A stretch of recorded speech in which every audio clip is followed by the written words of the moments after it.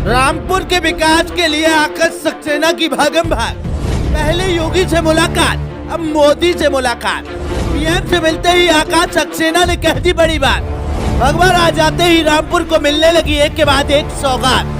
रामपुर विधायक ने प्रधानमंत्री मोदी से मुलाकात की। फिर प्रधानमंत्री मोदी ने जो आकाश सक्सेना से कहा, उसे सुनकर हर कोई हैरान रह गया, क्योंकि रामपुर की सियासी पिच पर जमकर बैटिंग करने वाले आजम खान को आकाश सक्सेना ने इस बार के उपचुनाव में क्लीन बोल्ड कर दिया। 70 सालों तक जिस रामपुर की विधानसभा पर मुस्लिम प्रत्याशियों का कब्जा रहा, इस बार के उपचुनाव में आकाश सक्सेना ने आजम खान को उखाड़ फेंका और रामपुर विधानसभा को भगवा में कर दिया। इतना ही नहीं, आजम खान के खिलाफ लगातार कानूनी लड़ाई लड़ने वाले आकाश सक्सेना ने ऐसी मात दी कि जिसकी भनक, जिसकी गूंज उत्तर प्रदेश ही नहीं दिल्ली तक सुनाई दी। आजम खान रामपुर पर बार बार जीत कर आते रहे और विकास के नाम पर जनता को चूना लगाते रहे और जनता को विकास से दूर ही रखा। इस बार के चुनाव में जनता ने विकास के मुद्दे पर भाजपा का दामन थाम लिया और जब से आकाश सक्सेना को रामपुर की जनता ने जिताकर भेजा है, तभी से लगातार आकाश सक्सेना रामपुर तक विकास को लाने के लिए भागम भाग लगे पड़े हैं, क्योंकि आकाश सक्सेना ने रामपुर की जनता से विकास की गंगा बहाने का वादा जो किया है, तभी तो पहले सीएम योगी से मिलकर रामपुर को सौगात दिलवाई। अब प्रधानमंत्री मोदी से मिलकर फिर बड़ी बात बोल दी, जिसके बाद प्रधानमंत्री मोदी ने अपने इस बहादुर सिपाही को निराश नहीं किया और प्रधानमंत्री मोदी ने भी आकाश सक्सेना की बात झट से मान ली। अब आपको बताते हैं कि हम किस सौगात की बात कर रहे हैं। रामपुर में बनी रजा लाइब्रेरी को लेकर प्रधानमंत्री मोदी से आकाश सक्सेना ने बातचीत की। इसके बाद प्रधानमंत्री ने कहा कि रजा लाइब्रेरी में हर सुविधा उपलब्ध कराई जाएगी। इस लाइब्रेरी में वो हर सुविधा होगी जो एक विश्व स्तरीय लाइब्रेरी में होनी चाहिए, क्योंकि इस लाइब्रेरी में दुर्लभ पांडुलिपियों के बारे में उनको जानकारी है जो दुनिया में कहीं भी उपलब्ध नहीं है। सरकार की कोशिश रहेगी कि इस लाइब्रेरी की गिनती दुनिया की सबसे बेहतरीन लाइब्रेरी के रूप में हो। इसे लेकर वो खुद केंद्रीय संस्कृति मंत्री से बात करेंगे। साथ ही प्रधानमंत्री मोदी ने रामपुर को कला संस्कृति का प्रमुख केंद्र बताया। उन्होंने कहा कि रामपुर की पहचान सिर्फ देश में ही नहीं दुनिया भर में है। अब रामपुर की उसी पहचान को फिर से स्थापित किया जाएगा। रामपुर को सरकार प्रमुख औद्योगिकी शहर बनाने की दिशा में काम करेगी। इसके लिए सरकार की तरफ से रामपुर के लिए हर संभव मदद की जाएगी।